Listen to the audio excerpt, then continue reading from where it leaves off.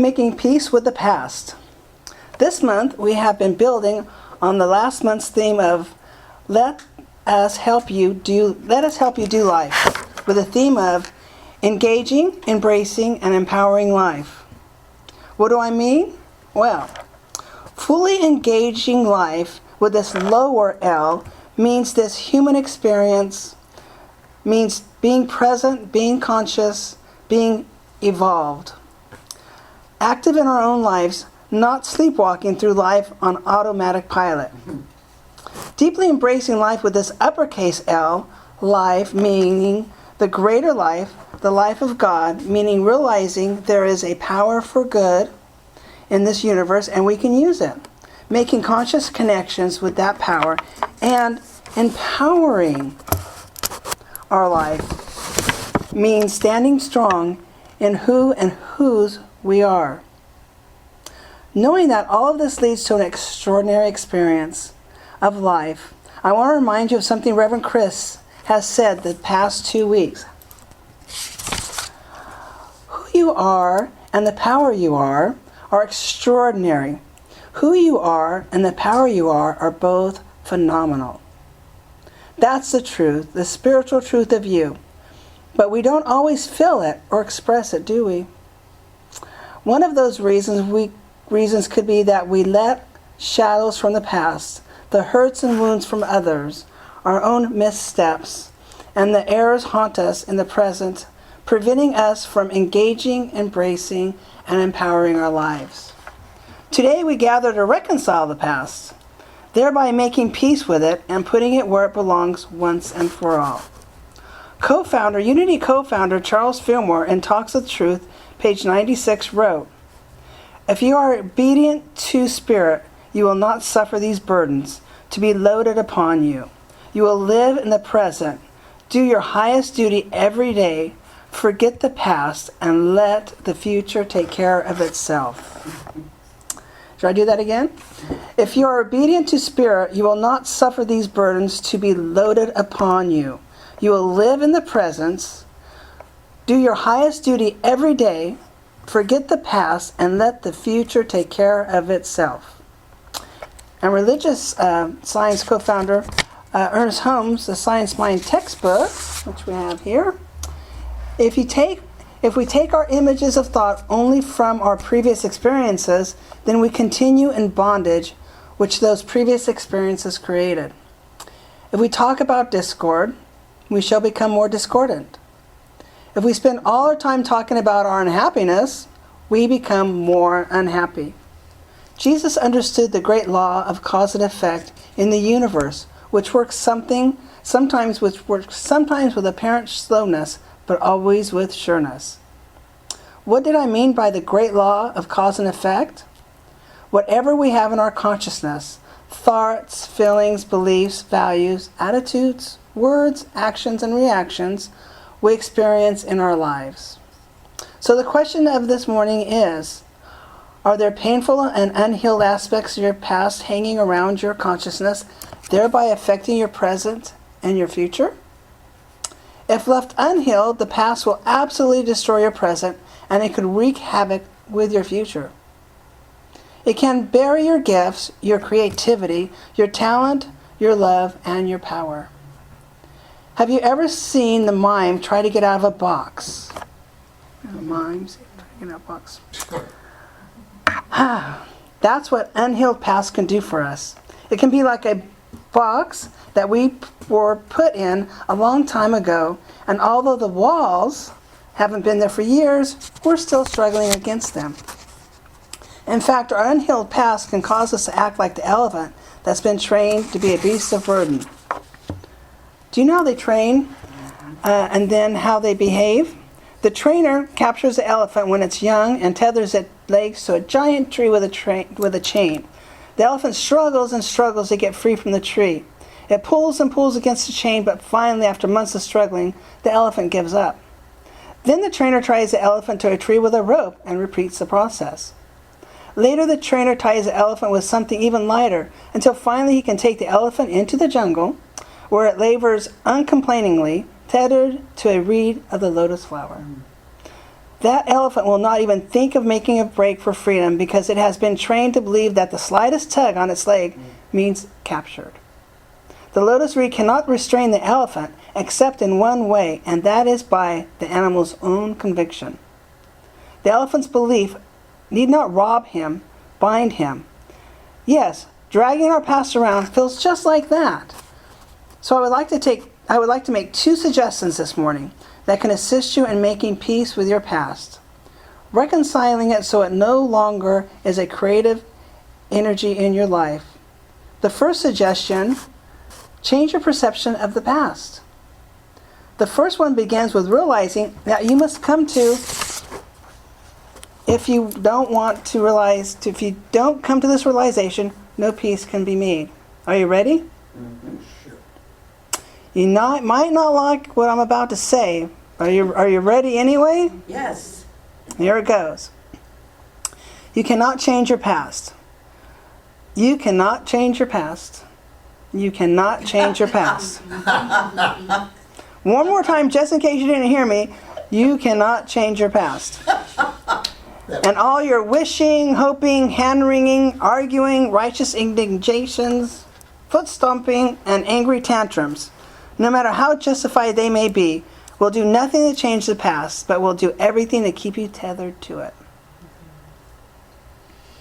And say with me, please, I cannot change my past. I cannot change my past. Good. Now that we all have that out of the way, what can we do? You can, in fact, do something very, very powerful. You can change your perception of it. Because it is only your perception of the past that has the power over you now anyway. We really do interpretate everything in life. And the situations or experiences that happen really have no meaning other than the meaning we give in it. We have the ability to choose interpretations that empower our lives and move them forward, or interpretations that leave us feeling alone and helpless. There was a young man who had become a paraplegic and then through freak accidents became a quadriplegic. Someone asked him one day, "Doesn't your physical condition color the way you look at life?" His response was, "Yes, I suppose it does, but I get to choose the color." You too get to choose the color of your past. So this first suggestion is, why not make up a new story, a new interpretation about it? Inventing a new interpretation is the simplest way to make peace with the past. By giving up the ideal that our story is the truth, by letting go of our interpretation of what happened, we can reconcile it. The late Debbie Ford, in her book, The Dark Side of the Light Chasers, talks about this in the 8th chapter, entitled Reinterpreting Yourself. And in it, she gives an example of her own life. I want to share it with you, then I'll share one from mine. On page 123, she shares the word ugly. Had a huge emotional charge for her, so she decided to create a new interpretation for it. When she went back in her memory, she realized that her father used to tease her by calling her Pig Nose and Bucky when she was a little girl. Her interpretation of these comments was that her father didn't love her because she was ugly.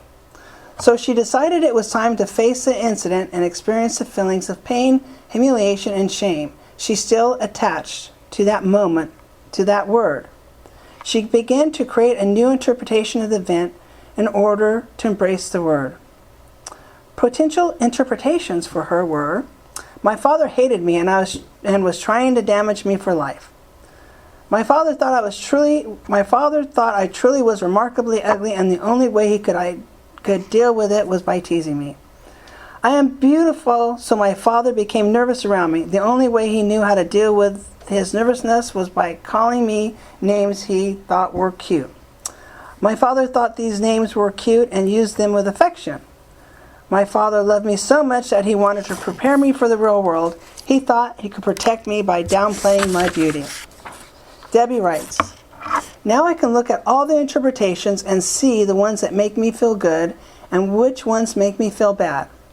and I can choose to replace my old negative interpretations with a new positive one. The new interpretation I choose in that instance was that my Father loved me so much that he wanted to prepare me for the real world. He thought by downplaying my beauty, he could protect me. I picked it just because it made me laugh. It seemed a little ridiculous when I wrote it down, but when I closed my eyes and asked myself which interpretation nurtured my soul, it was this one.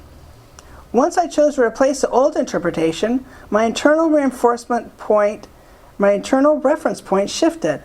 My father's old habits seemed almost light and sweet. Regardless of his true motives, I am now at peace with that experience. Here's my example. And she really had me thinking. So I've been thinking about this all week. And it's a lot of it has to do with family and the ones closest to us and things that they may or may have said that we took wrong. But I actually did this. I finally realized I actually did something this similar a few months ago, about a month or two ago, when my sister was coming to town, passing through town from Southern California. And my interpretation is that my sister doesn't like me. And I get nervous when she comes around. So then my interpretation could be, well, maybe she didn't like me because I was a crybaby or a brat, or my sister, maybe she doesn't like herself and she's just mirroring what she feels about herself. Or maybe my sister wishes she can change her attitude. But in the end, what I did was, like I said, this actually happened a few months ago. When I thought about her coming to town and getting nervous because she didn't like me, I just turned it around and I thought, how do I want to feel? What do I want to think about this whole situation? And I did come up with, my family loves and adores me. And I wrote this affirmation. It was like 2 days. We knew about 3 days before she was coming. So I wrote this affirmation for days. My family loves and adores me. And it just brought I had a different feeling. I think she was the same person when she came, but I think she was the same person when she came, because she came all the way down here, and then when the family was going out to dinner, she wanted to stay home alone, which was a little funny, but I went in the bathroom and I got her, and we all went out to dinner. But so there are times where, things happen in your life. They could be when you're younger. They could have happened yesterday. But tell us about how you interpret it, or the story you start telling yourself. And you can change it. What the truth you want. I mean, some people say, well, maybe that's not the truth. But what is the truth? What is the truth that you really want? How is the truth you want to feel? How is the truth you want the situation to become? And then work towards that goal. There it is. I just made peace with my past. You can use this exercise with any incident you are having a problem with, however intense or trivial. Sit down and write out the alternative interpretations. If you can't think of any, enlist the help of a friend or one of our practitioners or chaplains. And here are the important questions. Does this interpretation of my past empower me or disempower me? Does this interpretation make me feel weak or strong? If you have an inner dialogue that disempowers you, that makes you feel weak.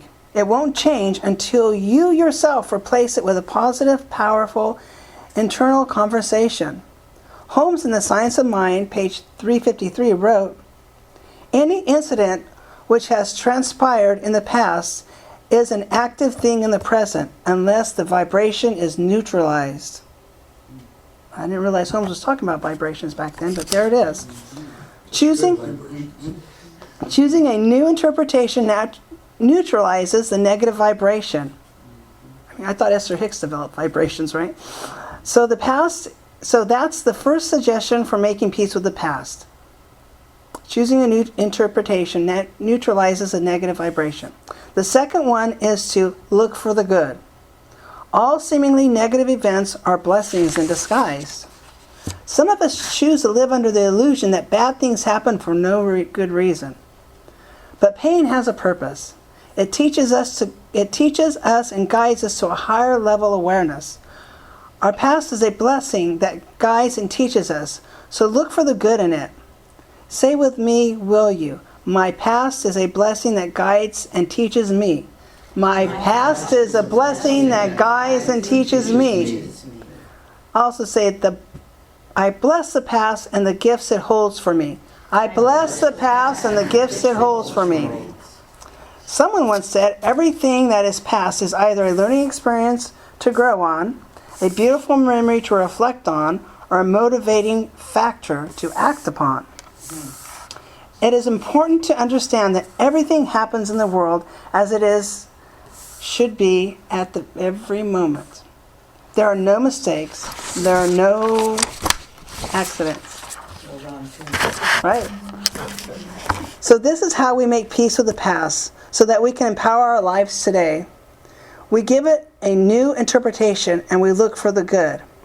I want to end this with some simple but powerful counsel from Charles Fillmore in Adam's Smashing Power of Mind, page 72. Do not look at what has been. Lot's wife tried, and she never got behind the past. And Ernest Holmes in Science of Mind, page 245, we should erase the thoughts of yesterday that would rob us of today's happiness. Then Ernest Holmes suggests an affirmation which I would like us to together to bring this morning to a close. So here we go. I'll say the words and you can repeat after me. This is a good affirmation. Okay. There is nothing arising. There is nothing arising Out of the past. That can disturb me. The past, the present, and the future. Are one unbroken stream of good. I lose all thoughts. That in the past. That in the past. No, start from the beginning. I lose all thoughts. Oh, lose. Thank you. Yes. Thanks, Bishop. All thoughts. That in the past. Have caused anxiety. Spirit knows no past. And is not affected by the belief in it. The past is swallowed up. In victory. Of a perfect present. Which is filled with love and protection. And so it is.